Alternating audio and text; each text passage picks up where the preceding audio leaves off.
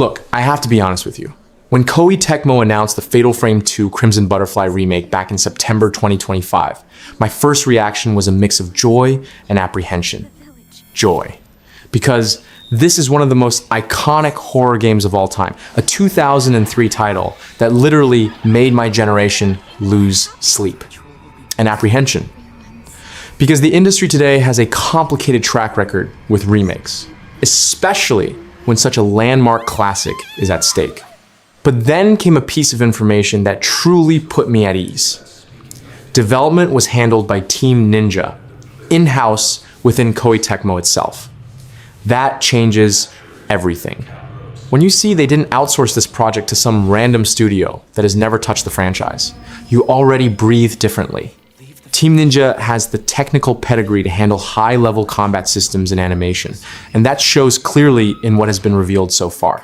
The camera has moved away from the classic fixed perspective to an over-the-shoulder view, much like what happened with the Resident Evil remakes. And you know what's curious? It works very well here.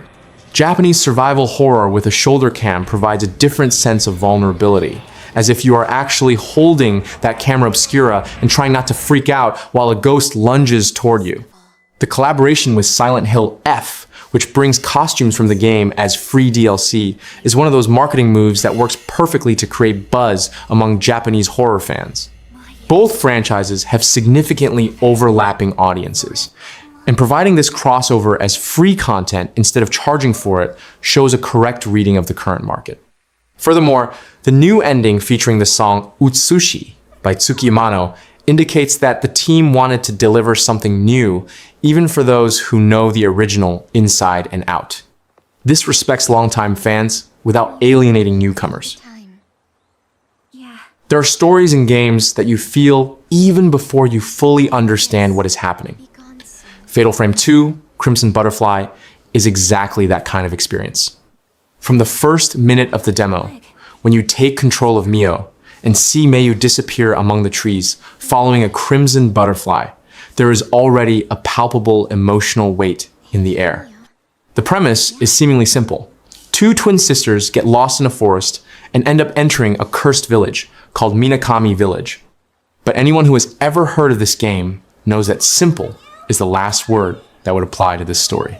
What impressed me in the demo wasn't just the visual horror. It was realizing that the relationship between Mio and Mayu is being built with great narrative care from the very first moments. There is a dynamic between the two that goes beyond sisters trying to survive. There is a silent emotional tension, something unresolved between them that you notice in the animations, the tone of their voices, and their glances. The original 2003 story was already recognized for having one of the densest and most disturbing narratives in survival horror, and what has been shown so far indicates that the remake isn't shying away from that weight. On the contrary, it seems to be embracing it with even more intent. The new mechanic of holding Mayu's hand isn't just a gameplay feature, it's a narrative decision.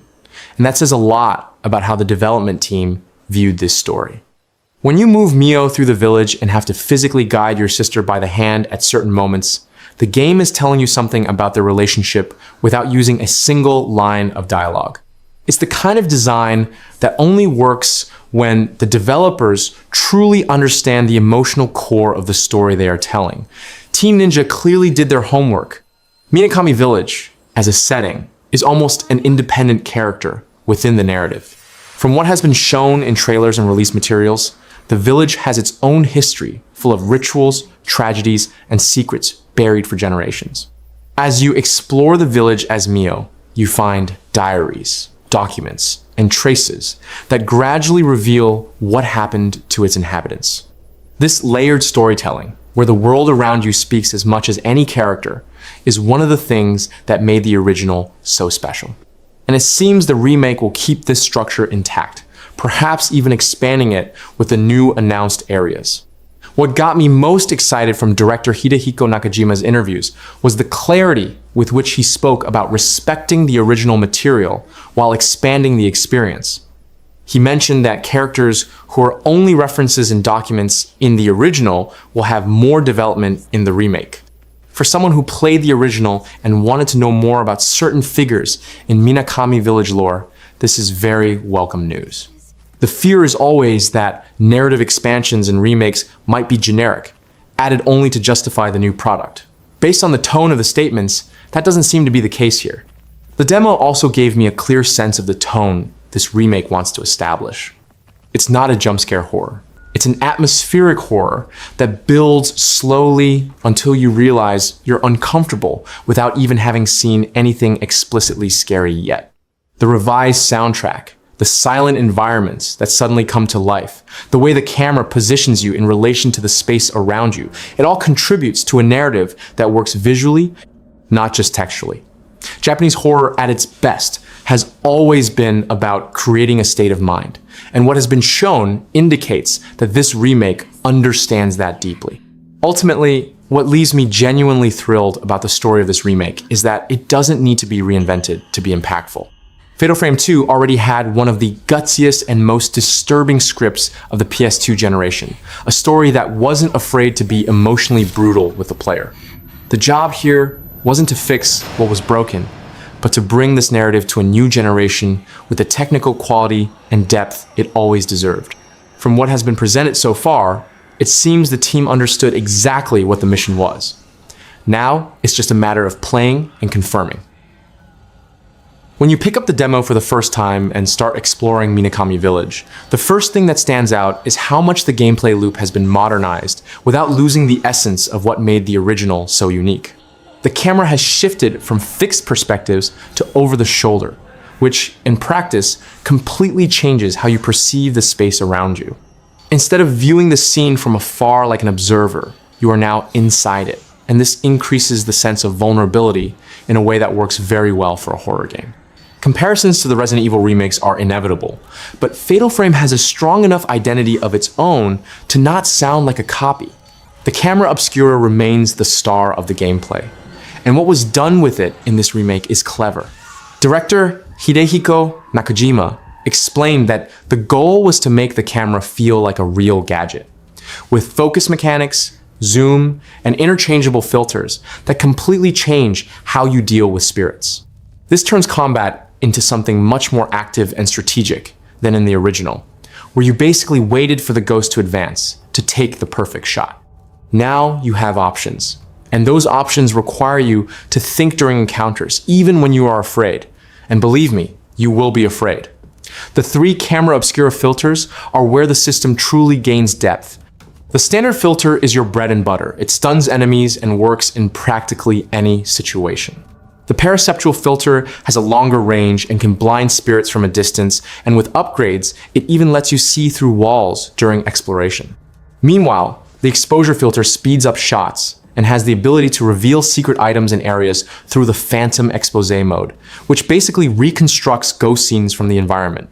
Each has its own upgrade tree, and you will have to make decisions about where to invest your prayer beads, because you can't maximize everything at once.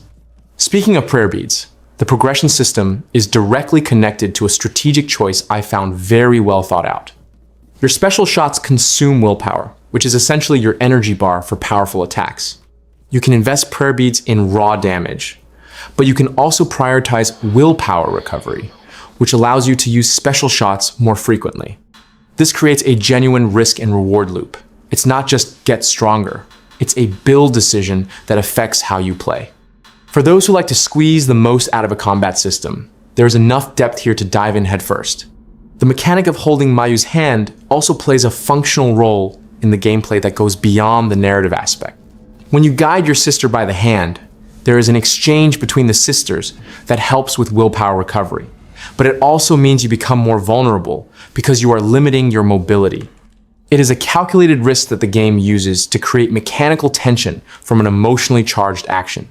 You choose between feeling safe playing solo or accepting the vulnerability of keeping your sister close.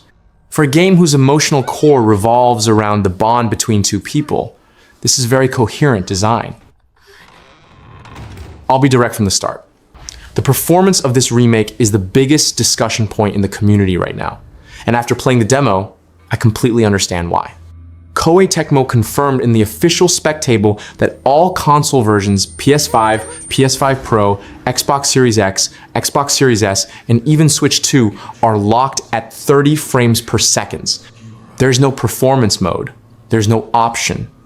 A single display mode for all platforms.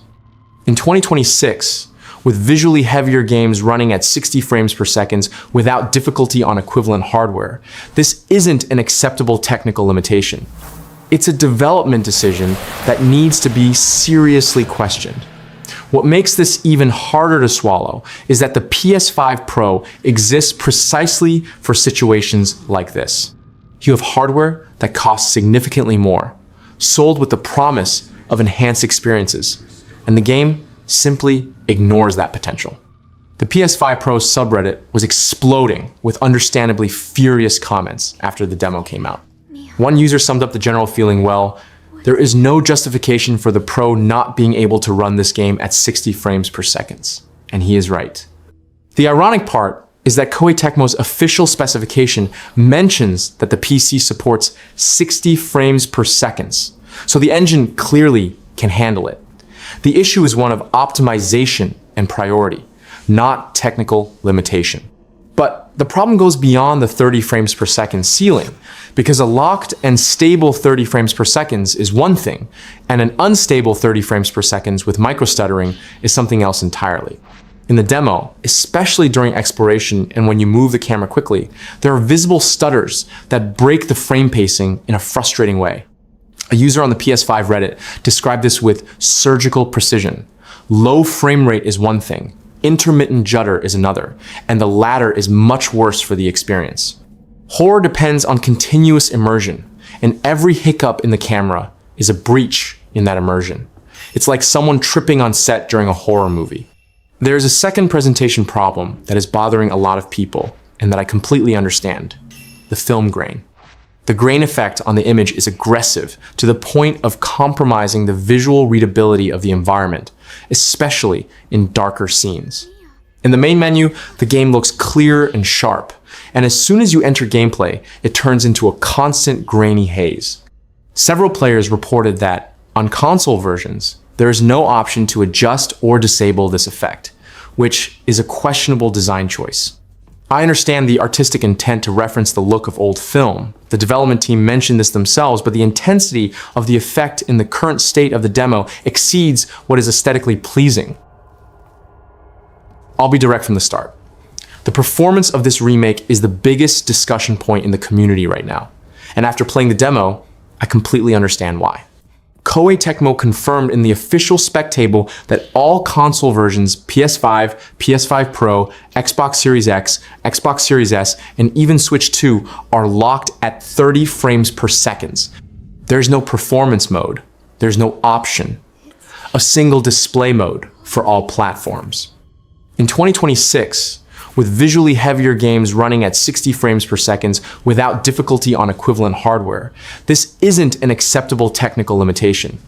It's a development decision that needs to be seriously questioned. What makes this even harder to swallow is that the PS5 Pro exists precisely for situations like this. You have hardware that costs significantly more, sold with the promise of enhanced experiences, and the game simply ignores that potential. The PS5 Pro subreddit was exploding with understandably furious comments after the demo came out. One user summed up the general feeling well: there is no justification for the Pro not being able to run this game at 60 frames per second. And he is right. The ironic part is that Koei Tecmo's official specification mentions that the PC supports 60 frames per second, so the engine clearly can handle it. The issue is one of optimization and priority, not technical limitation. But the problem goes beyond the 30 frames per second ceiling, because a locked and stable 30 frames per second is one thing, and an unstable 30 frames per second with microstuttering is something else entirely. In the demo, especially during exploration and when you move the camera quickly, there are visible stutters that break the frame pacing in a frustrating way. A user on the PS5 Reddit described this with surgical precision. Low frame rate is one thing, intermittent judder is another, and the latter is much worse for the experience. Horror depends on continuous immersion, and every hiccup in the camera is a breach in that immersion. It's like someone tripping on set during a horror movie. There is a second presentation problem that is bothering a lot of people, and that I completely understand: the film grain. The grain effect on the image is aggressive to the point of compromising the visual readability of the environment, especially in darker scenes. In the main menu, the game looks clear and sharp, and as soon as you enter gameplay, it turns into a constant grainy haze. Several players reported that, on console versions, there is no option to adjust or disable this effect, which is a questionable design choice.